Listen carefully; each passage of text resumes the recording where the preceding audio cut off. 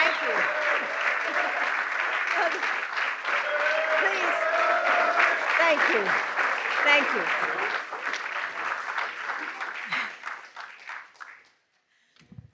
I have to catch my breath after that.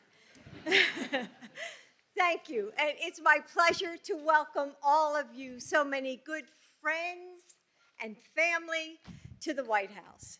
And we're pleased to welcome the Taoiseach of Ireland, Micheál Martin, and his wife Mary, as well as the Irish delegation to Washington, D.C.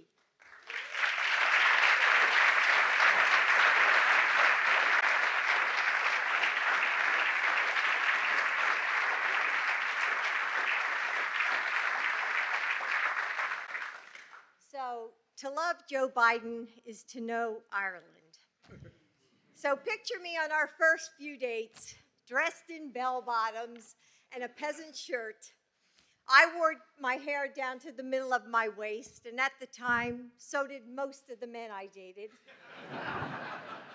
And then there was this senator, handsome and buttoned up in his suit and loafers, casually quoting Yeats.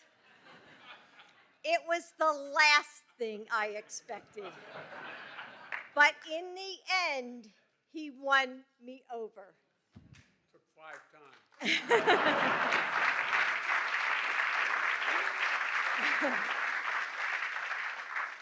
It doesn't matter when Joe's ancestors left. A piece of that island was passed down to each generation in memories and stories and family lore. Held close like a precious gem, an emerald heart that shines like the light after a storm. It's a loyalty that knows family means forever, a faith tried and tested by famine and war, an optimism brave enough to leave the life you know behind and find what's waiting on distant shores. He's not alone, of course. Like so many generations of immigrants, Irish Americans brought the best of their home with them on wind and steamships so many years ago. Ridiculed and despised, they found new ways to create traditions while never letting go of the legacies that made them, enriching our country along the way. So it's fitting that we honor that heritage by celebrating St. Patrick, a man who brought a faith to Ireland, enriching it too. There's always been a divine spark in the open arms of welcome. Yes, I got to know Ireland through the eyes of Joe Biden. On St. Patrick's Day, all Americans, no matter their background, fall in love with it too. We reach for a legacy buried deep inside of us or gifted secondhand. We celebrate a spirit that defies struggle. We recognize the rich tapestry of our history, threads of clover green amid the red, white, and blue. Happy St. Patrick's Day.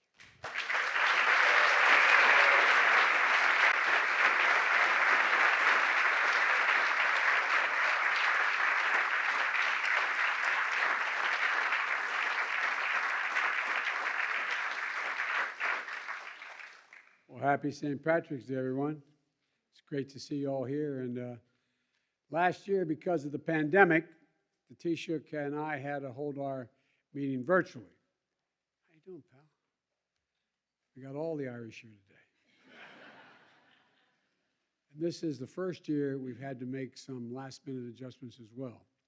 Sadly, the Taoiseach and Ms. Martin are not able to join us today, but they both sent their love and their messages for this occasion. And I spoke with the Taoiseach at length this morning, and we had a virtual meeting, bilateral meeting. He's feeling well, and I share his disappointment that we weren't able to have our meetings in person as we had planned. This year marks the 70th year of Ireland sending shamrocks to the White House, and to celebrate the friendship between our nations and the bond the bond that has been strengthened by generations of Irish Americans. Apparently, President Truman was away when the Irish ambassador dropped off the first bowl of shamrocks, and that's why I just removed his bus from my office. That's a joke. That's a joke. That's a joke. I didn't do that. I didn't do that. I'm sure he would have been there had he known. A virtual meeting back then was sort of out of the question.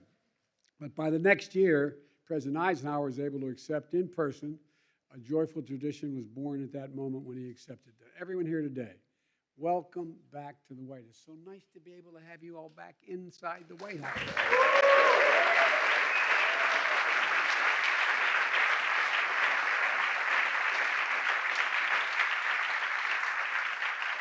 There's so many friends here. So many friends here, Irish Americans, Americans who wish they were Irish. As my grandfather used to, our grandfather, my sister Valerie's here, my daughter Ashley's here, my brother-in-law, my brother, my other sister-in-law, my niece, we're all here. But I'm probably the only one old enough to remember my grandfather, Ambrose Finnegan, as well as you might expect someone when they were that age. And he used to have an expression. He said, if you're lucky enough to be Irish, you're lucky enough. And so,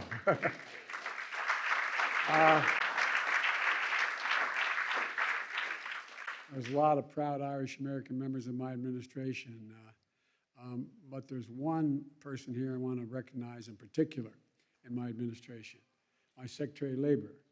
I'd understand him if he spoke better, if he spoke Gaelic instead of Boston. Where were you, Marty Walsh? There you are, Marty. Marty Walsh from Galway. His parents are from Galway. I tell you what, I don't know. Like I said, if you spoke Gaelic, I'd understand it better than the Caban and all of that. Look, proud son of two Irish immigrants to this country who found their way in America and to America and dream through their union membership and all the work that this man did to promote the union movement. And all the members of the House and Senator here, you have to hear me again, a lot of you, I apologize. And I look at one Irishman, Bobby Casey, over here. We're from the same hometown, Scranton, Pennsylvania. Right, Bobby? And I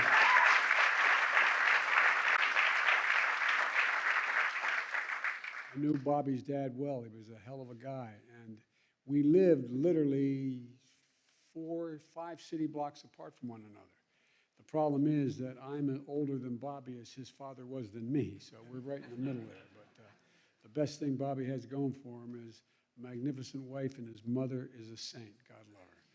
And tell Mom I said hi, will you? For real. Look, our new ambassador to Ireland can't be with us today, but I'm very pleased that Claire Cronin from Boston has officially begun her work in Dublin. I just got off a video with her on the phone, and she was mildly tearful. She wanted to be here with everyone, but I wish you all are going to get to meet her. She's really quite a person. And unusual in Washington, as I'm usually referred to as Jill Biden's husband, which I'm proud of. But today, I'm Catherine Eugenia Finnegan Biden's son. That's who I am. And Jimmy, Val, and I, we come by our love for Ireland honestly. It's been more than 165 years since our great-great-grandparents left County Mayo and County Louth aboard the coffin ship to cross the Atlantic. Now, I want to ask my relatives from County Louth to stand up. 3 of them, come on, stand up, guys.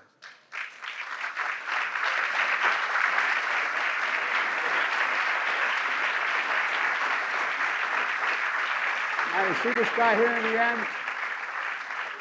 He's probably the single most famous rugby player in all of Ireland. And he scored the winning goal against the All Blacks when he beat them in Chicago. And he's my cousin. Good to have you, man. Good to have you. And the Blewitts and the Finnegans eventually settled in Scranton, Pennsylvania, where my grandparents where my parents met and married. And that's where my mom, Catherine Eugenia Finnegan, was born, and later, as I said, met Joseph Robinette Biden, the senior. His saving grace was his mother was a Hanafi. His mother's side, they had a Hanafi from Galway. That saved him in the family. That saved him up in Scranton. Being Irish, and my mother always told me, is about family, it's about faith, and it's about courage. Mom used to have an expression, my brother and sister will remember. She said, courage is the greatest of all virtues, because without it, you could not love with abandon. Courage is the greatest of all virtues, because without it, you could not love with abandon. Growing up an Irish American gave me a pride that spoke to both continents, the heart and soul that drew it from old and new, and the conviction that everyone is deserving of being treated with dignity. I was mentioning it today.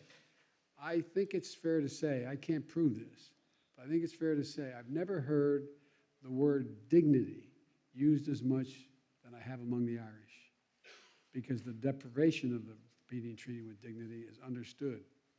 Dignity.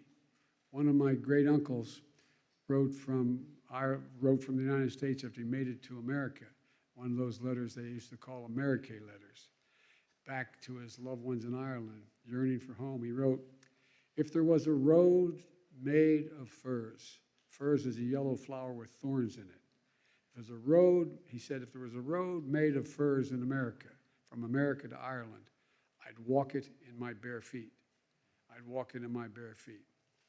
Our great-grandfather, Edward Francis Blewett, was only the second Catholic ever elected to the state Senate. We talked about this, Gov, in the state of Pennsylvania. The first one was in the early 1880s, but I think he was a second. And he was elected, when he was elected to office, he had my great-grandfather had an engineering degree from Lafayette College, and he had the heart of an Irish poet. He wrote over 200 poems, and unfortunately, our Uncle Ed left the poems. I have them all. I have them bound. And he wrote a poem about his Ireland. I want to read one of his stanzas of the poem. He said, from the fairest land except my own, nor sun, neath sun or star or moon, a citadel of liberty, my mother's land a ruin. Of course, I'm not the first Irish-American descendant to, not by a long shot, to be in the White House. Fully half of the American presidents can claim ancestral connection to Ireland, including the man who held his job when I was vice president, Barack Obama. But it was John F. Kennedy, would you stand up, Master?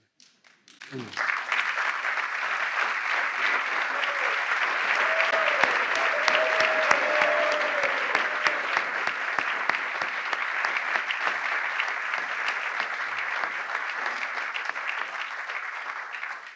Our first Irish Catholic president who visited Ireland in 1963 and said, quote, our two nations, divided by distance, have been united by history.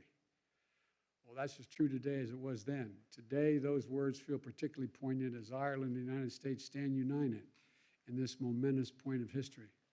Vladimir Putin has launched an unconscionable war against Ukraine, against the very pillars of international peace and stability. And as two nations that have fought for freedom, we recognize the courage and determination of the Ukrainian people who defend their liberty now. And they do.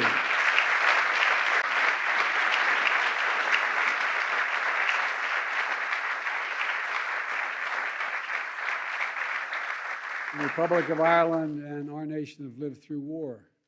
We're determined, though, to help the Ukrainian people bring an end to Putin's brutal assault and restore peace to the Ukrainian people. As nations that have been marked by immigrants who departed Ireland in coffin ships and immigrants who sought the safety of new beginnings in the United States, we are open, and our hearts are open, and our arms are open to help more than 3 million Ukrainian refugees who have already fled Putin's onslaught.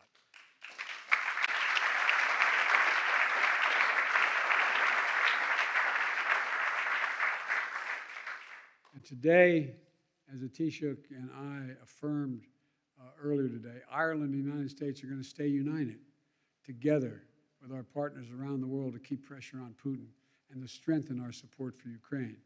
And by the way, Ireland, in supporting the economic sanctions, taken a gigantic hit gigantic hit, proportionally more than we have. Took a hell of a lot of courage for the Taoiseach and a Dial to stand up and do what they did. And I really mean it. You know that, Mr. Ambassador. You know what it's like.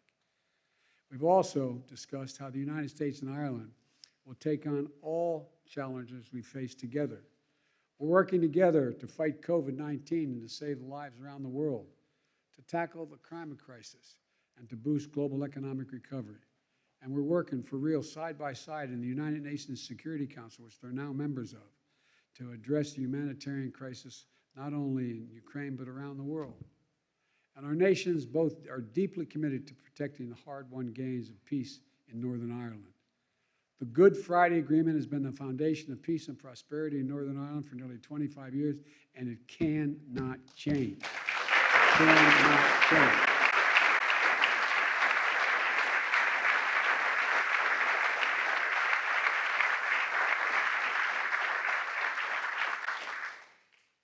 I have made that point, and he's a friend to the Prime Minister of England and others. It cannot change.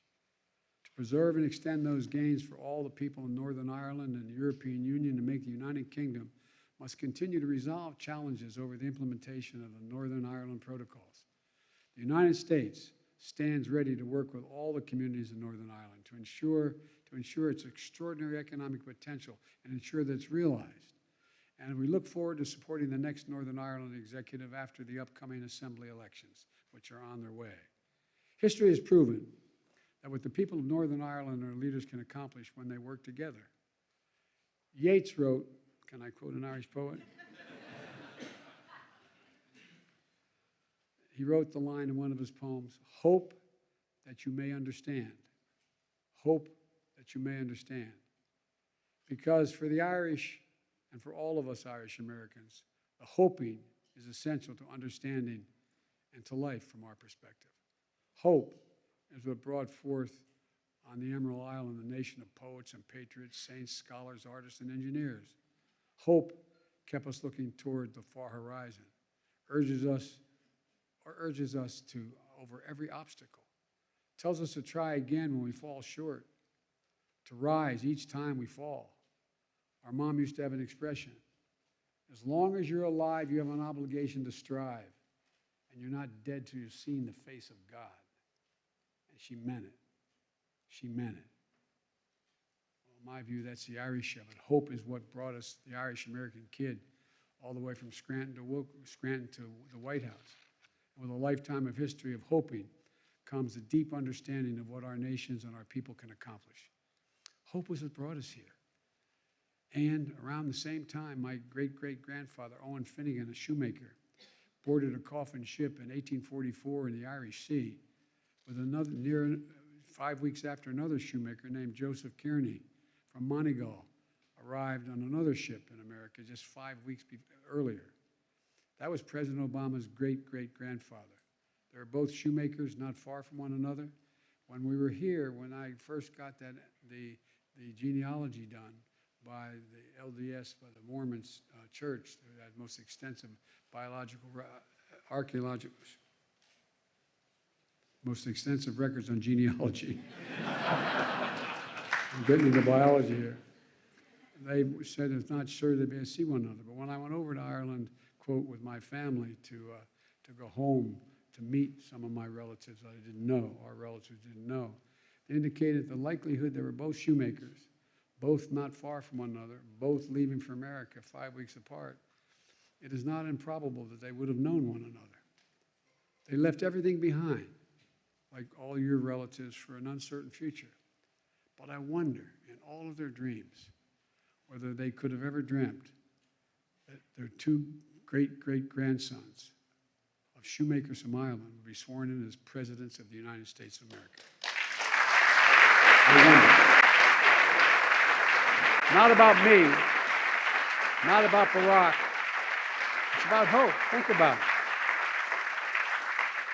But again, as my grandpa would say, that's the Irish of it. So I want to, again, thank the Taoiseach for making the trip to Washington, even though he cannot be with us today, and for continuing to strengthen the relationship between our two great nations. And now we have a special message from the Taoiseach.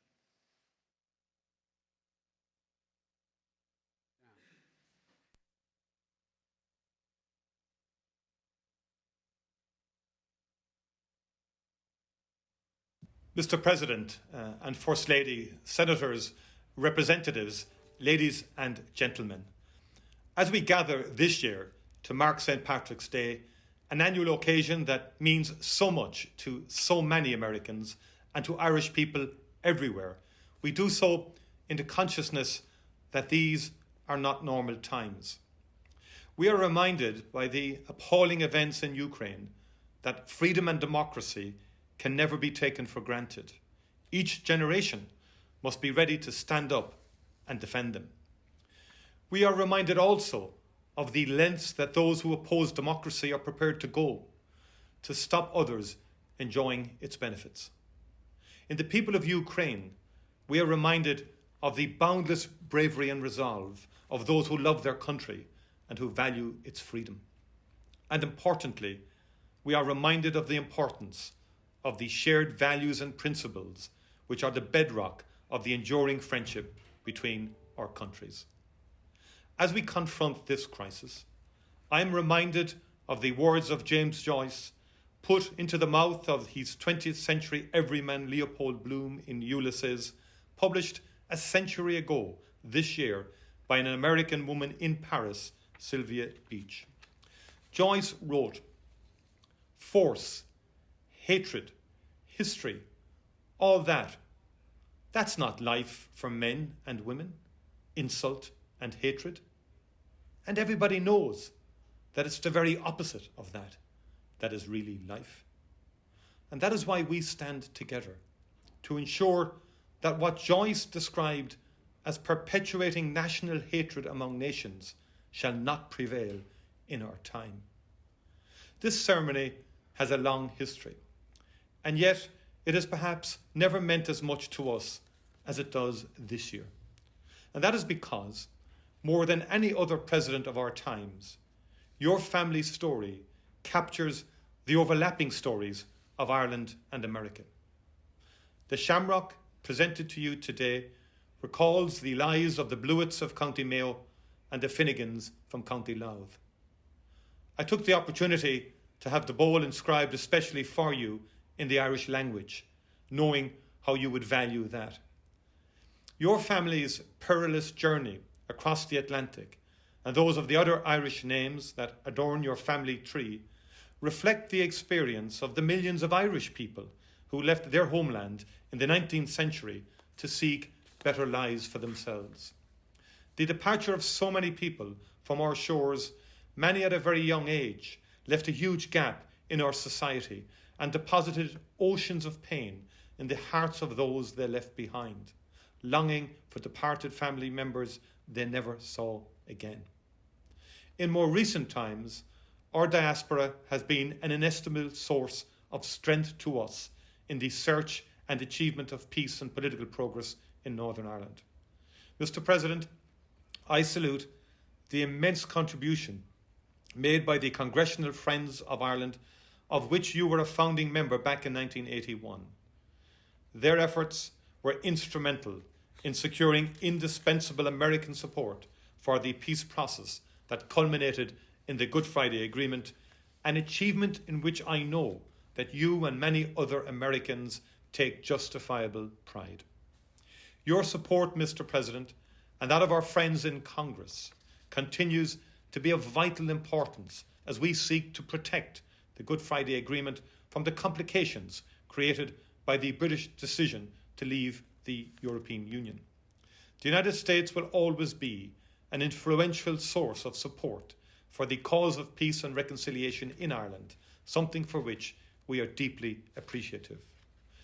Mr. President, your family's experience is not just woven into the story of Ireland and its immigrants. It is also an integral part of the American story. Your Irish ancestors and millions of others from Ireland and around the world strove in their lives to make America the country it is today. Their labour, in many cases, literally built America. Theirs was no easy street. As the Irish poet Evan Boland once wrote, they would have thrived on our necessities. What they survived, we could not even live. Their hardships parcelled in them patience, fortitude, and all the old songs, and nothing to lose. Irish Americans rose to occupy prominent positions in every walk of American life, including today in this White House, designed by an Irish architect, James Hoban. Your country was transformed in the 50 years after the Civil War, at a time when immigration, including from Ireland, was at its peak.